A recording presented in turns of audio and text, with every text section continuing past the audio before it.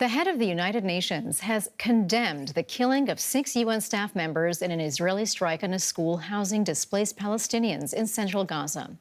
In a post on X, Secretary General Antonio Guterres said what's happening in the territory is, quote, totally unacceptable.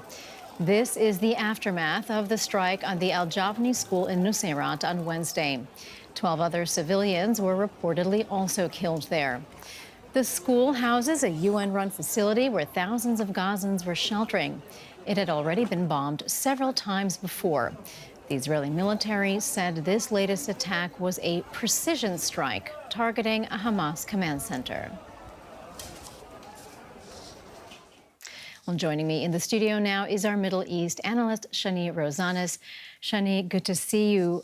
What more can you tell us about this strike in central Gaza? Well, we know there's also a large number of people injured, a lot of them also including women and children in what was, supposed to be a more safe part of the Gaza Strip in the Nuseirat area in the center of the Gaza Strip. But what is most interesting to see is that we actually see the new policy of Israel, the way Israel is now operating is Gaza is regular, random attacks trying to what they call keep Gazans and Hamas on high alert, willing to, see whenever there is an opportunity. But there's no really clear strategy. There's a lot of tactics, minimal, the assumption or the attempt is to have minimum civilian casualties or, for Israel, it's sort of precision attacks. But actually, in the bigger picture of what's the strategy for the whole Gaza Strip, we don't really see much, logic in Israel's, plans for that region. Shani, do stay with us because I'd like to speak to you also about Israeli Prime Minister Benjamin Netanyahu in just a moment, because the Prime Minister is showing little sign of changing course, and that's despite continued protests against his government. With little progress made to return the hostages taken by Hamas during the October 7th terrorist attacks, the demonstrators have been growing desperate. DW's Tanya Kramer has this report.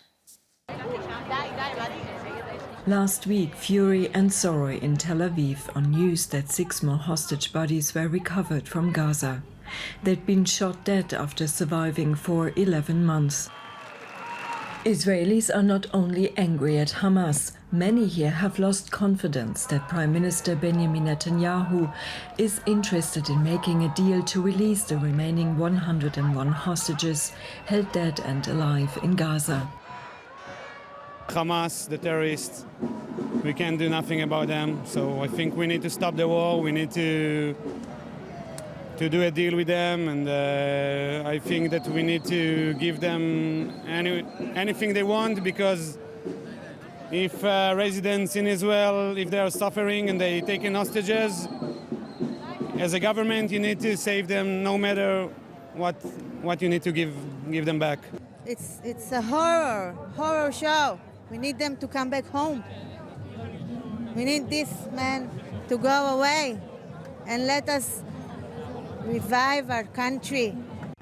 But the Prime Minister's religious far-right coalition seems stable.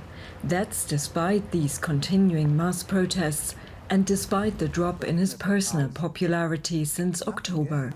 There's no impact on the government, not yet. So maybe if these 500,000 people go to Jerusalem and sit there for 3 days, maybe. But right now, there is no one that challenges him. And our opposition is not unified. Netanyahu insists that only military pressure can make Hamas release the hostages. But critics say his sudden insistence that Israeli troops remain on the border area between Gaza and Egypt, the Philadelphia corridor, makes an agreement even less likely. Now the world will seriously demand that Israel make concessions after this massacre? What message does this send to Hamas? I'll tell you what the message is.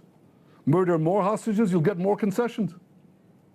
That's not only illogical, it's not only immoral, it's downright insane. So it's not going to happen.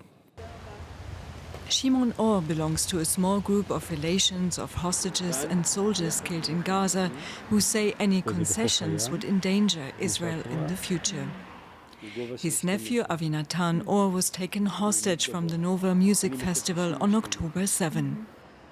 A deal and giving up will not lead to anything. We say any attempt to talk with Hamas will lead to more and more being murdered. We're saying stop the negotiations completely and let Gazans understand there can be no more Hamas, not now or the day after. Protesters here say that after nearly a year, the hostages' chances of survival look increasingly bleak. Divisions in Israel are hardening, with no agreement in sight. And DW's Middle East analyst, Shani Rosanes, is still in the studio with me. So, Shani, as our report shows us, Netanyahu so far not showing any signs of changing course, but is there something that would persuade him to agree to a ceasefire deal with Hamas, or does the Prime Minister not want a deal? Well, he is very much surrounded by right-wing extremists. They support his government. They have a very strong coalition. As long as this is the way things are, the assumptions are he's not going to budge. Officially bringing back the hostages, having a hostage deal, that's part of the official line of what the government is trying to achieve in Gaza, other than finding Hamas, also bringing them home. And now it's the question of how to bring them home. As long as Netanyahu feels secure politically, it's probably not going to change. And we've been seeing these demonstrators on the street for almost a year now, unfortunately, because this is as long as this war is going. And this has not changed much for Netanyahu. Maybe if it becomes, there were attempts we saw 2 weeks ago to have more general strike, to bring also some, economic pressure. This hasn't really managed, to come to fruition. And so we've not seen any escalation in protest in a way that might make Netanyahu change his course. And so, we also, people who were hoping American pressure might be the extra, leverage that might, make Netanyahu change. That hasn't been too productive as well. And now with the American elections getting into high gear, the Americans focusing on their own campaigns, there's not really much interest in putting too much pressure on Netanyahu, or ability, actually, for the people sitting now in the White House. Shani, I'd like to ask you about reports that Israel's president, Yitzhak Herzog, is trying to mediate towards a new government of national unity, so without these far-right parties. Is that a possibility? Interestingly enough, this is an initiative that was actually was brought up first by the families of the hostages. The way they see it, as we were talking about, as long as Netanyahu has his political coalition strong behind him, and as long as they, and the ones supporting him are against the deal, they felt like, okay, if Netanyahu wants to secure his political future, we need to create some sort of a political makeshift that will allow him, to stay stable in power, but then at the same time pushes away to the margins and maybe get rid completely of those extreme right members of the government. So there's a lot of talking now behind the scenes about that. It doesn't seem to be something that Netanyahu particularly wishes to do, because the minute then he brings back the hostages, which is the goal of all of this, political, deal, then he's out. Then why would he want to do that? He basically puts a time clock on his own term, which is now seemed to be secure for the next 3 years. And, pushing away his natural allies that we've seen him now with the right is a safer bet for him for a long term, sustaining his grip on power. DW Shani Rosanes, our Middle East analyst. Shani, always so great to hear your insights. Thank you.